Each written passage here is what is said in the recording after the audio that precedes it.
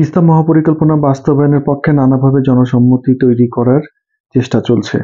এতে রাজনৈতিক অর্থনৈতিক লাভ তো আছেই, সেই সাথে পরাশক্তিকে নিজেদের পক্ষে আকৃষ্ট করার মতলবও কাজ করছে। এই একমাত্র পথ যা সহজে পরাশক্তিগুলোকে আকৃষ্ট করতে পারে। জনগণ এবং নদীর প্রাণ প্রকৃতির ধ্বংস হলো কিনা তাতে আমাদের এই স্বার্থান্বেষী মহলের কিছুই যায় আসে না।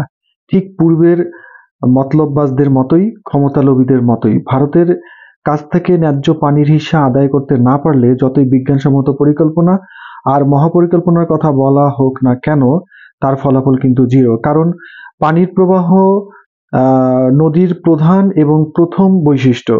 তিস্তার উজানের পানির সম্পূর্ণ নিয়ন্ত্রণ ভারতের হাতে থাকায় শুষ্ক মৌসুমে আমরা পানি পাই না। 1997 থেকে 1985 সাল পর্যন্ত মার্চের শেষের 10 দিন বাংলাদেশের তিস্তার গড় পানি প্রবাহ ছিল 6,710 কিউসেক।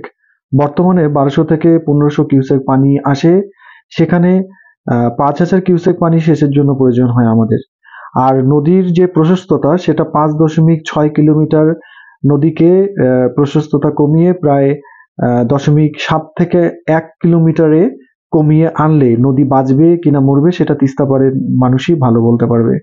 এই পরিকল্পনা গ্রহণ করলে অববাহিকা অঞ্চলে পানির স্তর আরো নিচে নেমে যাবে, যা চাষাবাদ এবং প্রকৃতির উপর মারাত্মক বিরূপ প্রভাব ফেলবে। নদীর প্রশস্ততা কমিয়ে আনলে বর্ষাকালে নদীর প্রবাহ বাড়লে দুই পার ভেঙে প্লাবিত হয়ে যাবে। সেই সঙ্গে উপনদী এবং শাখা নদীর সাথে সংযোগ বিঘ্নিত হবে। তিস্তা মহাপরিকল্পনা হচ্ছে ফ্যাসিস্ট আওয়ামী লীগের একটি রাজনৈতিক প্রকল্প মাত্র। ফ্যাসিস্ট উৎখাতের চির বিদায়ের কথা আমরা বলছি এবং আমরাই ফ্যাসিস্টের মহাপ্রকল্পনা বাস্তবায়নের জন্য এত আগ্রহ দেখাচ্ছি কেন? যদি আসলেই তিস্তাকে বাঁচাতে চান তাহলে শুধু গজলডোবা নয়, আরো উজানে সিকিমের অনেকগুলো জলবিদ্যুৎ প্রকল্প নির্মিত হয়েছে, সেগুলোর আলাপ তোলেন। ভারতের সাথে সব আন্তঃসীমান্ত নদী ব্যবস্থাপনা বিষয়ে চুক্তির দাবি তোলেন। জাতিসংঘের ওয়াটার কোর্স কনভেনশন 1997 যা আমাদের ভাটির দেশের জন্য চুক্তি করাটা ফরজ, সেটা এখনো কেন বাংলাদেশ এই বিষয়ে আগ্রহী নয়, এই আলাপটা সামনে নিয়ে আসেন। ভারতকে কিভাবে চাপ দিয়ে পানি প্রত্যাহার এবং নদীর গতিপথ বিষয়ে বিধিনিষেধের আওতায় নিয়ে আসা যায় সেই দাবি তোলেন। এভাবে প্রায় 57টি নদী ভারতের কাছে বন্দী হয়ে আছে। আমাদের দেশ যদি নদীমাতৃক দেশ হয় তাহলে বাংলাদেশের মা হচ্ছে নদী।